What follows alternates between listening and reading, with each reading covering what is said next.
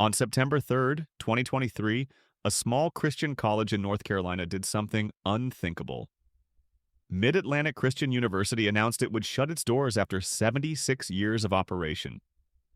The president stood before weeping students and faculty, his voice breaking as he explained that despite their best efforts, despite their prayers, despite everything they believed their institution stood for, they simply couldn't survive.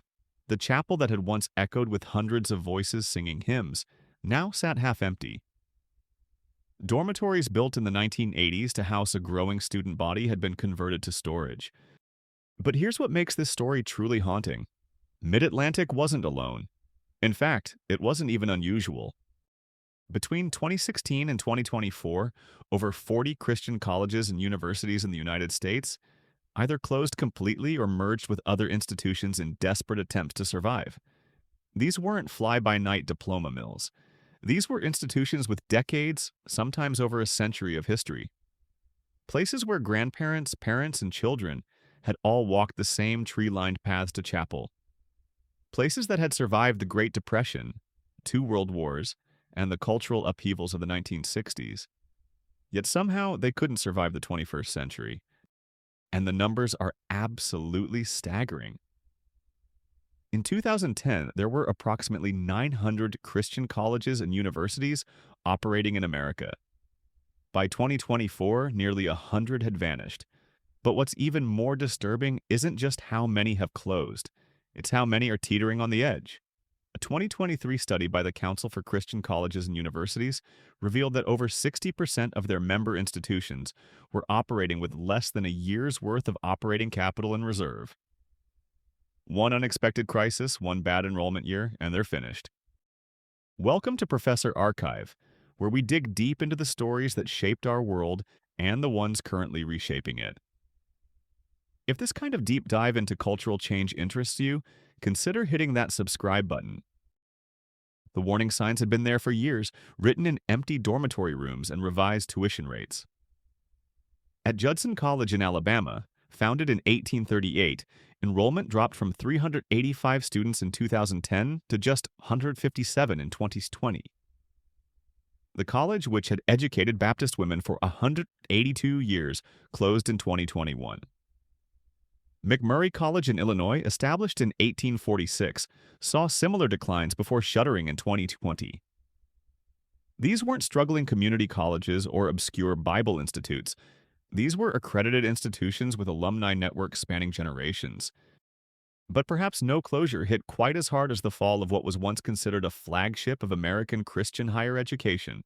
In 2018, Mount Ida College in Massachusetts, founded in 1899, announced with only 3 weeks' notice that it would be closing immediately and selling its campus to the University of Massachusetts. Students arrived for their spring semester exams only to discover they no longer had a college to graduate from. The 74-acre campus that had housed students for 119 years was sold for $76 million, just like that. Over a century of history became a real estate transaction. Now, you might be thinking, this is simply a story about small colleges struggling in a competitive market. But here's where it gets truly fascinating and deeply troubling for American Christianity. These colleges aren't just losing students to secular universities. They're losing them to nothing at all. Many students who were raised in Christian homes, who attended youth group faithfully, who were precisely the demographic these colleges were designed to serve, are simply choosing not to go to college at all, or they're actively running from Christian institutions. Let me give you some numbers that should shock you. In 2002, approximately 16% of students at Christian colleges identified as coming from evangelical Protestant backgrounds. By 2022, that number had barely moved, hovering around 17%. You might think that's stable, right? Wrong. During that same period, the evangelical Protestant population in America decreased significantly, meaning Christian colleges were barely holding on to a shrinking demographic. Meanwhile, the overall college-age population in America grew by millions. Christian colleges weren't just failing to grow with America, they were failing to grow with their own churches. A devastating study published in 2021 by the Barna Group revealed something even more unsettling. Among young adults aged 18 to 29 who were raised in evangelical homes and attended Christian colleges, nearly 64% said they had either left their faith or significantly questioned it during or immediately after their college experience. Read that again. Nearly two-thirds of students attending explicitly Christian institutions designed to strengthen their faith were instead losing it or questioning it fundamentally. The very institutions meant to be spiritual fortresses had somehow become demolition sites. Where are you watching this from, and what time is it where you are? I'm always curious about our global audience here at Professor Archive. Drop a comment and let me know. So, what went wrong? How did institutions founded on the bedrock of religious conviction find themselves unable to convince even the children of the faithful to walk through their doors? The first crack in the foundation appeared in the ledger books. The average cost of attending a Christian college in 2023 was approximately $48,000 per year. That's nearly $200,000 for a four-year degree. Compare that to the average in-state public university cost of about $22,000 per year, and you begin to see the problem. For many families, even devout Christian families, that's a difference of over $100,000. That's a house down payment. That's retirement savings. That's not signing your child up for decades of crushing student debt. But Christian colleges argued they offered something public universities couldn't: a faith-integrated education, a community of believers, spiritual formation alongside academic training. They promised parents that their children would be protected from the secular influences rampant at state schools. They promised chapel services, Bible studies, and professors who would pray with students. They promised essentially a Christian bubble where young people could mature in their faith while earning a degree. The problem? The bubble was suffocating and students knew it. Consider the story of Liberty University, one of the largest Christian universities in America, with over 15,000 residential students and nearly 100,000 online students. In 2021, a bombshell investigation revealed a toxic culture where sexual assault reports were systematically mishandled, where students who came forward were blamed or punished, and where the university's obsession with maintaining its reputation superseded its duty to protect vulnerable students. The expose revealed that the same institution preaching biblical values was operating with a callousness that betrayed those very principles. And Liberty wasn't alone in such scandals. Kanakuk Camps, while not a college, represented the same Christian institutional framework, and its sexual abuse scandal sent shockwaves through the evangelical world. Then there was the Bob Jones University scandal, where investigations revealed the university had actively discouraged students from reporting sexual abuse to authorities, instead handling it internally, often to the detriment of victims. At Moody Bible Institute, one of the most prestigious Christian colleges in America, a 2020 Title IX investigation uncovered a pattern of mishandled assault cases and institutional indifference. Students weren't stupid. They watched these scandals unfold.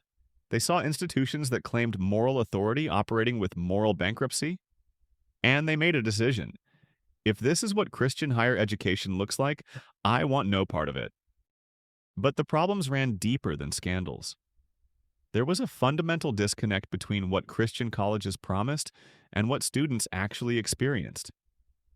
Many Christian colleges operated under strict behavioral codes, rules that prohibited drinking, dancing, certain movies, certain music.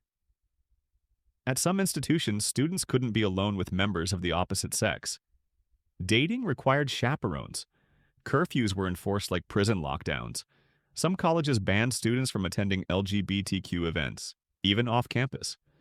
Others required signed statements affirming traditional views on marriage and sexuality. Now, put yourself in the shoes of an 18-year-old raised in a Christian home, but who had also grown up with the internet, social media, and a culturally diverse friend group. You arrive at college expecting growth, challenge, and intellectual expansion. Instead, you're told what you can watch, who you can date, and that questioning certain doctrines is tantamount to spiritual rebellion. You're paying $50,000 a year for less freedom than you had living at home. The reaction was predictable. Students left. Not just physically, but spiritually and emotionally. They felt infantilized, controlled, and disconnected from the real world they'd eventually have to navigate.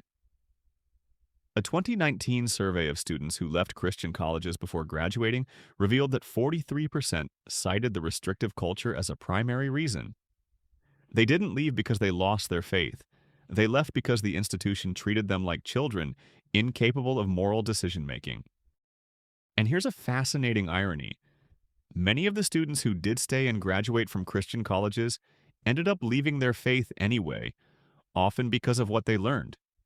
Christian colleges, particularly the more academically rigorous ones, expose students to biblical criticism, historical context, and theological diversity. Students who arrived with a simplistic, literalist faith encountered professors who taught them about the documentary hypothesis, the historical critical method, and the complex authorship of biblical texts. They learned that the Bible they'd been taught was inerrant and dictated by God was actually a collection of texts written over centuries by multiple authors with varying theological agendas. For some students, this was liberating and deepened their faith. For others, it was devastating. They felt lied to. If their pastors and parents had been wrong about this, what else had they been wrong about? And because many Christian colleges fail to adequately prepare students for this cognitive dissonance, students left feeling betrayed rather than enlightened. A former student at Wheaton College, one of the most prestigious evangelical colleges in America, described her experience this way. "I came to Wheaton with an unshakable faith. I left an agnostic. Not because my professors were liberal or secular, but because they taught me to think critically about the Bible, and once I started, I couldn't stop. I realized my entire worldview had been built on assumptions I'd never questioned. Wheaton gave me the tools to deconstruct my faith, but not the framework to reconstruct it." But wait, there's more to this story. Because while Christian colleges were hemorrhaging students, another trend was emerging: the rise of Christian homeschooling and alternative education models. Families who might have once sent their children to Christian colleges were now questioning the value of college altogether. Why spend $200,000 on a degree when your child could learn a trade, start a business, or pursue ministry without the debt? The COVID-19 pandemic accelerated this shift dramatically. When colleges went online in 2020, students paying full tuition for Zoom classes began asking hard questions about value. If I can get the same education online, why am I paying for room and board? Why am I paying $50,000 a year for something I could get from a $20 textbook in YouTube? Christian colleges, many of which had small endowments and were tuition dependent, were utterly unprepared for this reckoning. Enrollment numbers from fall 2020 to fall 2021 tell the story. Christian colleges saw an average enrollment decline of 11%, compared to a 3% decline at public universities. Some Christian colleges lost over 20% of their student body in a single year. And those students didn't come back. The class of 2024 at many Christian colleges was 30 to 40% smaller than the class of 2020. But perhaps the most damning trend of all was this: Christian colleges were losing the culture war within their own denominations.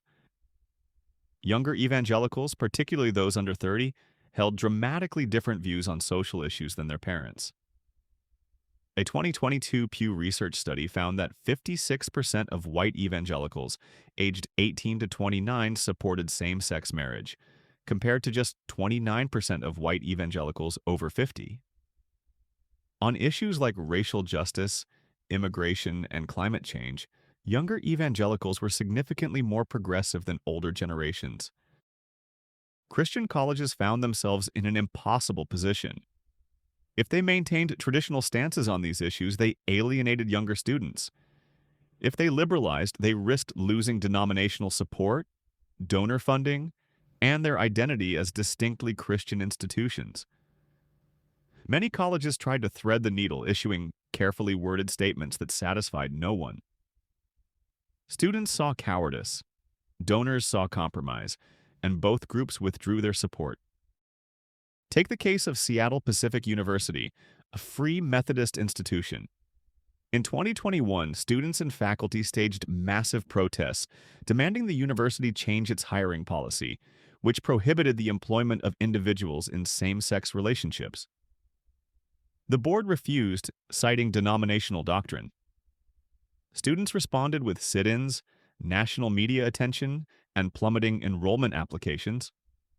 By 2023, Seattle Pacific's enrollment had dropped 22%, and the university faced a multi-million-dollar budget shortfall. The board still hadn't changed the policy, but the university was on the brink of financial collapse. Principal, it seemed, was an expensive luxury. Or consider Calvin University in Michigan, historically affiliated with the Christian Reformed Church. In 2021, the university allowed 2 faculty members to publicly support LGBTQ relationships, a move that infuriated denominational leaders. The Synod of the Christian Reformed Church declared the university out of step with denominational teaching. Calvin found itself caught between its students, who largely supported the faculty members, and its denomination, which threatened to withdraw support. Enrollment didn't plummet overnight, but applications from traditional CRC families dropped significantly. Calvin was losing its base while struggling to attract the broader market. If you're finding this deep dive valuable, consider leaving a super thanks. It really helps us continue producing this kind of detailed content here at Professor Archive. Now, let's talk about what might be the most uncomfortable truth of all. Christian colleges were failing because American Christianity itself was changing in ways these institutions couldn't or wouldn't accept. The faith tradition that built these colleges no longer existed in the same form, and the colleges were monuments to a version of Christianity that was rapidly dying. Consider this striking data. In 1972, approximately 90% of Americans identified as Christian. By 2020, that number had dropped to 64%. The decline was most pronounced among young adults. In 2020, nearly 34% of Americans aged 18 to 29 identified as religiously unaffiliated, the so-called no-ness. That's 1 in 3 young adults who claimed no religious identity whatsoever. And among those who did still identify as Christian, the commitment level was dramatically lower than previous generations. A 2021 study by the American Enterprise Institute found that among Americans under 30 who identified as Christian, only 23% attended church regularly, only 31% prayed daily, and only 19% read the Bible at least weekly. These were not the committed young believers Christian colleges were designed to educate. These were cultural Christians at best, and they had little interest in a college experience centered around mandatory chapel and Bible courses. Christian colleges were designed for a world that no longer existed. They were built on the assumption that Christian families would sacrifice financially to ensure their children received a faith-based education. They assumed students wanted structured spiritual formation. They assumed denominational loyalty mattered. They assumed their brand of Christianity was normative and appealing. Every single one of those assumptions proved false. But here's a fascinating twist in this story. Not all Christian colleges were failing. A small number were actually thriving, and understanding why reveals everything about what went wrong for the rest.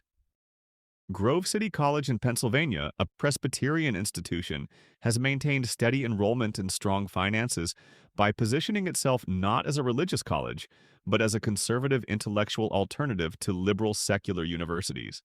Grove City doesn't accept federal funding, which allows it to avoid Title IX regulations and maintain its traditional policies.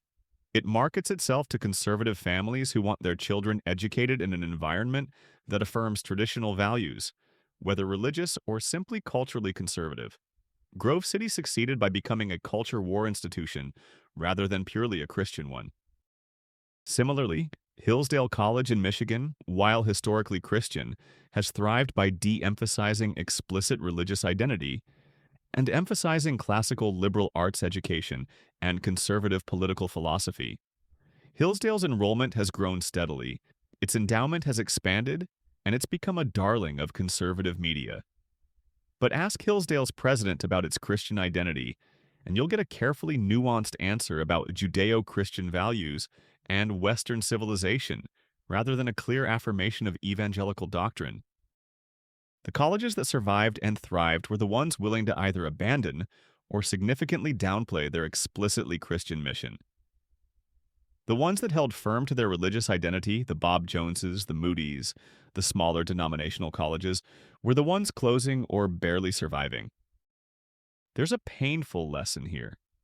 The market was telling Christian colleges that their product, explicitly Christian higher education, wasn't wanted even by Christian families. Parents might want their kids to be Christian, but they didn't want them to attend Christian colleges. They wanted affordable education, career preparation, and maybe a good church nearby. The Christian college package wasn't selling. Some Christian colleges tried to adapt. They dropped behavioral codes, relaxed chapel requirements, and toned down the explicitly religious elements of campus life. They built state-of-the-art recreation centers, upgraded dorms to apartment-style living, and poured money into Division I athletics programs. They tried to compete with secular universities on secular terms while maintaining just enough Christian identity to justify their existence. It didn't work. Students who wanted a secular college experience went to actual secular colleges, which did it better and cheaper. Students who wanted a deeply Christian experience found the watered-down version unsatisfying. Christian colleges found themselves in a no-man's land, appealing to neither market and bleeding students to both. The financial death spiral became predictable. Declining enrollment meant declining tuition revenue. To attract students, colleges offered more financial aid, which reduced revenue further. To cut costs, they reduced faculty, eliminated programs, and deferred maintenance. This made the college less attractive, which reduced enrollment further. Once the spiral began, it was almost impossible to stop. Banks and accrediting agencies watched these colleges like vultures, waiting for the inevitable. And when the end came, it came fast. Virginia Intermont College closed in 2014 with just a few months' notice. Sweetbriar College announced closure in 2015, though alumni intervention saved it at the last minute. Tennessee Temple University closed in 2015. Dowling College in New York closed in 2016. The list goes on, a drumbeat of institutional death that shows no signs of slowing. Here's what makes this particularly tragic. When a Christian college closes, it's not just a business failure, it's a rupture in community, history, and identity. These colleges were often the spiritual and social centers of their denominations. They were where pastors were trained, where denominational leaders were educated, where marriages began and lifelong friendships were formed. When Mid-Atlantic Christian University closed, the Churches of Christ lost not just a college, but a hub of their identity. When Judson College closed, Alabama Baptist lost 182 years of history, and the students caught in these closures faced devastating consequences. Transfer credits often didn't fully transfer. Financial aid packages changed. Student athletes lost scholarships. Seniors had to choose between scrambling to finish at another institution or watching years of work evaporate. The human cost of these institutional failures is immeasurable. But perhaps the deepest tragedy is this. Christian colleges were supposed to be different. They were supposed to model Christian values: compassion, integrity, stewardship, community. Instead, many modeled the worst aspects of American capitalism: greed, exploitation, dishonesty, and self-preservation at all costs. They built monuments to themselves rather than serving students. They protected their brands rather than their people. They chose institutional survival over mission integrity. A former administrator at a now-closed Christian college told me something I've never forgotten. We spent more time in meetings talking about enrollment numbers and donor relations than we ever did discussing how to actually form Christian disciples. We became a business that sold Christianity rather than a Christian community that happened to offer education. And students saw right through it. The question now is whether Christian higher education has a future at all. Some argue that the model is obsolete, that the next generation can be better served through church-based mentorship, online learning, and alternative credentialing. Others insist that Christian colleges must exist, but must undergo radical transformation. Smaller, cheaper, more focused on formation than credentials. What's clear is that the old model is dead. The day when a Christian college could survive on denominational loyalty, modest academics, and strict behavioral codes is over. The students aren't coming back, the money isn't returning, and the culture that created these institutions has fundamentally changed. Some Christian colleges will survive. They'll be the ones that either become genuinely excellent academically, competing with secular universities on quality, or the ones that become explicitly countercultural, offering a radically different educational model. The ones in the middle, moderately religious, moderately academic, moderately priced, will continue to die. In the end, the fall of Christian colleges tells us more about American Christianity than about higher education. It reveals a faith tradition in profound transition, one where the institutional structures that once seemed permanent are crumbling. It reveals a generational divide that church leaders have been slow to acknowledge. And it reveals that you cannot preserve faith through institutions alone. You need actual compelling witness, actual lived integrity, actual transformation.